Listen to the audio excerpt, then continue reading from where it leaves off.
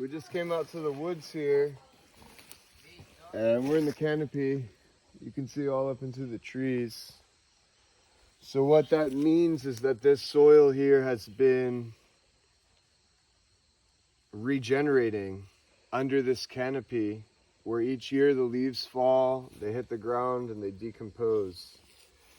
Part of the decomposition process, it invites insects to come eat, and the insects are defecating, and that makes this really rich, fluffy soil, old growth forest floor.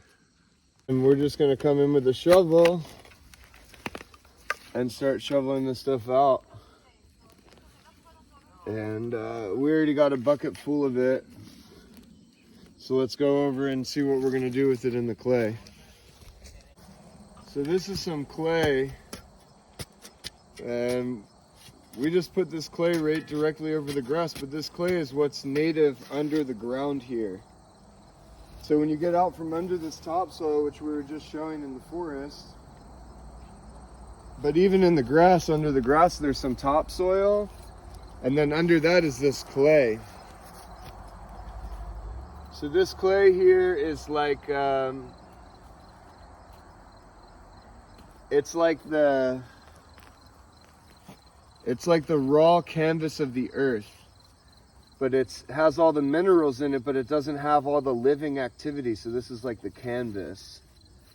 And what we have to do is take that forest floor, which has all the bacteria and all of the fungal network, like the mushrooms. We call that mycelium.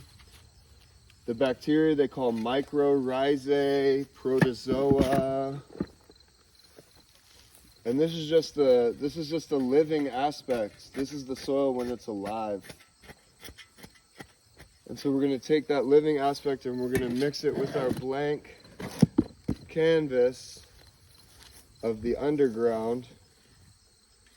And when we mix it up, we're going to have a living soil again. Cut. So now this is right here on top of the clay. I'm just going to bring the shovel in a little bit and crack into the clay and just mix this.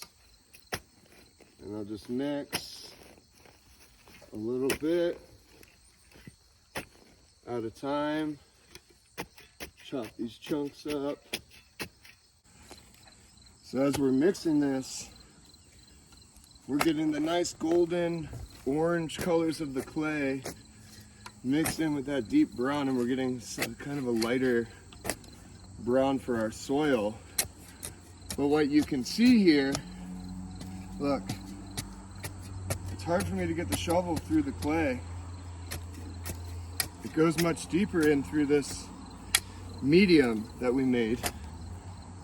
And that's what's going to allow the plant roots are really going to just drive into that softer earth. So this is really a nice bed here now. Maybe get it a little flatter. Just flatten it out. I want to take this as some living stuff. I either want to get it underneath or I want to get it on the edge, because that will just be, it'll just grow again, unless it's something I like or want.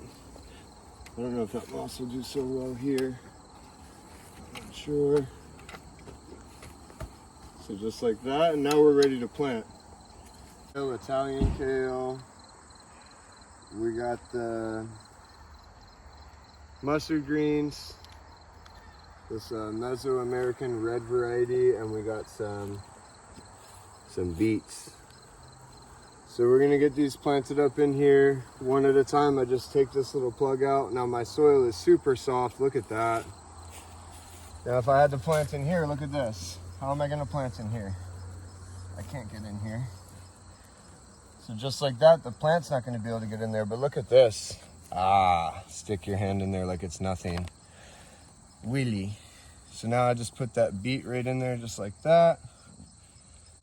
Okay, and then with these plugs, you want to make sure that the plug, you want to give a little tickle to the roots there on the outside so that they take their natural shape back, because sometimes the roots get what's called root bound, And they start growing in the pattern of the plastic container that they were once in. So you want to get them unbound. And then that's going to be a kale right there. That's going to be a nice kale plant. Always want to say like almost a little prayer, you know. Give up a little wish. That deep energetic support, the internal. And let's get a mustard going too. So yeah, it's all planted up.